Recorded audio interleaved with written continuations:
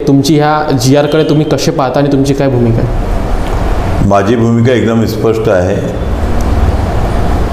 मराठ्यांना कायद्याचे ते शासनाने दिलं पाहिजे, आमचा काही विरोध नाही.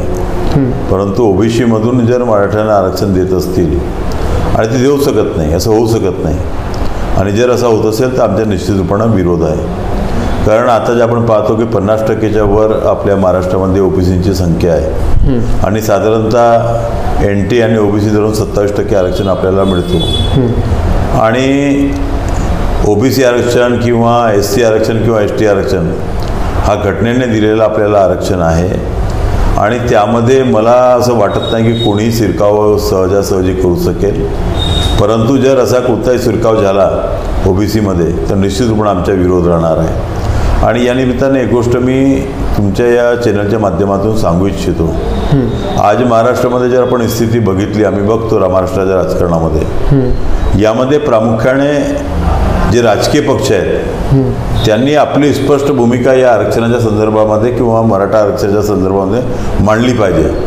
परंतु सोयीस्करपणे ते या सर्व गोष्टी टाळतात. म्हणजे आपण आता सर्व पक्षांची स्थिती बघितली आपण, तर जे मराठाकडील भाग असेल तिकडे ते मराठाच्या बाजूने होतात, तेच पक्षाचे लोक ओबीसीकडे भागामध्ये ओबीसीकडे होतात. तर यामध्ये सर्वात पहिले या सर्व राजकीय पक्ष, मग कोणत्याही राजकीय पक्षाचं, यांची राजकीय भूमिका काय आहे आरक्षणाबद्दल ही स्पष्ट विचारणा जनतेने केली पाहिजे, ओबीसी समाजाने केली पाहिजे. कारण मी आज पाहतो तुम्हाला, आता एकाच पक्षाचे आमदार इकडे ओबीसीच्या बाजूने बोलतात, तिकडे मराठ्याकडे गेले तर मराठ्याच्या बाजूने बोलतात. म्हणजे यांची नेमकी स्पष्ट भूमिका काय आहे ही यांनी मांडली पाहिजे. मी माझी स्पष्ट भूमिका सांगतो की आम्ही कोणत्याही परिस्थितीमध्ये मराठ्यांना ओबीसीमध्ये घुसपेट करू देणार नाही, त्यांना ओबीसीच्या आरक्षणामध्ये कोणत्याही प्रकारचा लाभ मिळू देणार नाही.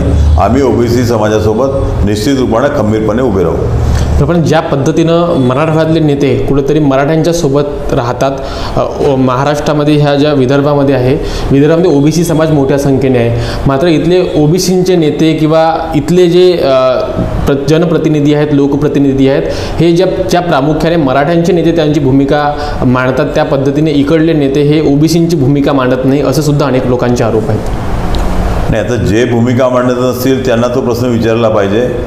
परंतु तुम्हाला माहीत आहे की गोंदिया जिल्ह्यामध्ये मी पहिला आमदार होतो की ज्याने विधानसभेमध्ये ओबीसी बद्दल बोललो आणि ओबीसी बद्दल त्यांच्या प्रश्नाबद्दल ते विषय सुद्धा विधानसभेमध्ये मांडले. आणि आजही माझी स्पष्ट भूमिका आहे, ओबीसी करता जे जे काय करायचं असेल तर निश्चितपणे आम्ही करू.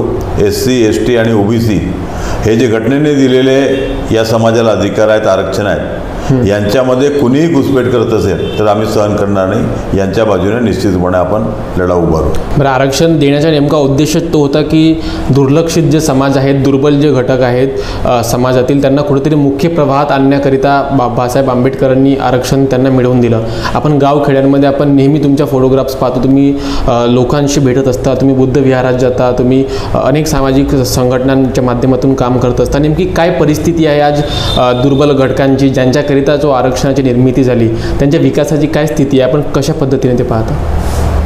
एक गोष्ट प्रामुख्याने आपण मानली पाहिजे की परमपूज्य डॉक्टर बाबासाहेब आंबेडकरांनी आरक्षण दिल्यामुळे आज जो वंचित समाजामध्ये आहे, मी सर्वांचा विकास झाला असं 100% विकास झाला म्हणत नाही, परंतु एक बाजू ही नेमकी आहे की आज आरक्षणामुळे हा समाज मुख्य प्रवाहामध्ये आला आहे. बरोबर. आज राजकारणामध्ये असो किंवा कोणत्याही क्षेत्रामध्ये आज ओबीसी असतील, SC असतील किंवा ST असतील, हे पुढे जात आहेत.